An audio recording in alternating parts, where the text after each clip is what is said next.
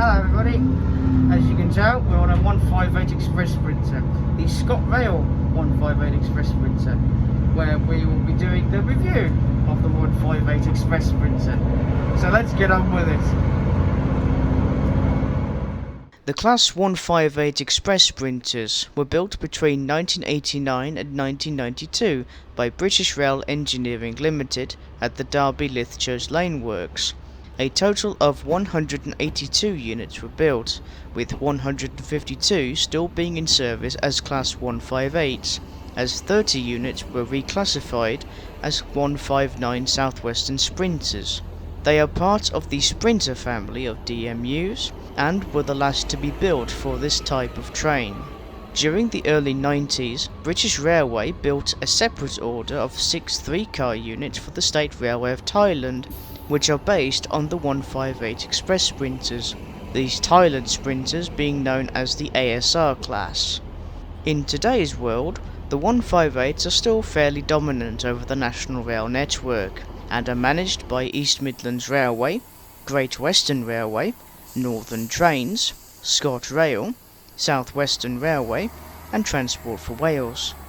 Today we shall be reviewing the Scotrail Class 158 Express Sprinters, which has the largest fleet with 40 of these trains. Scotland was where the very first Class 158 entered passenger service back in 1990.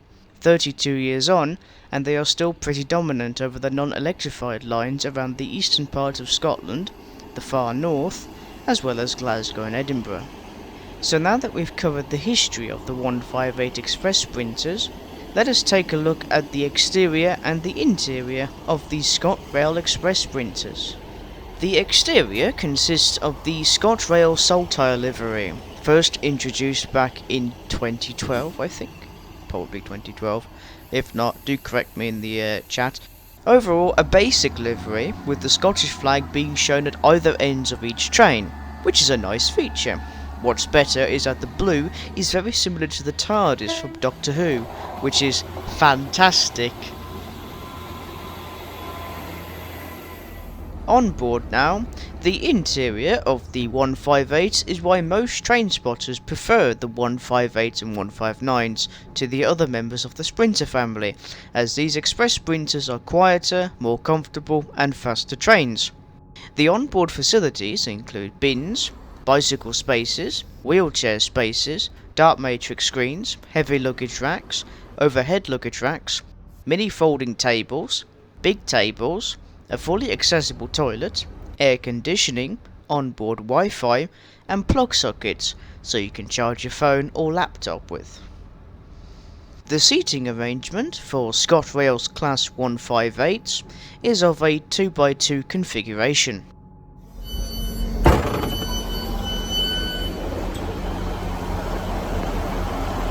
Overall, they are sprinters, which means that they are excellent and worth travelling on every time. And I say this because the Sprinter family are my favourite type of trains. I have found the Scotrail Class 158s very enjoyable to travel on. The engines sound excellent, and they have such pretty windows when it comes to admiring the Scottish scenery. For example, when crossing over the Forth Bridge, overlooking the Firth of Forth. I would imagine the views on the far north and Kylie lines from a Class 158 to be close to perfection. And that concludes my review of the Scotrail Class 158 Express Sprinters. What do you think of these units? Let me know in the comments below, and don't forget to like and subscribe while you're at it. Until next time, thanks for watching and stay safe everyone.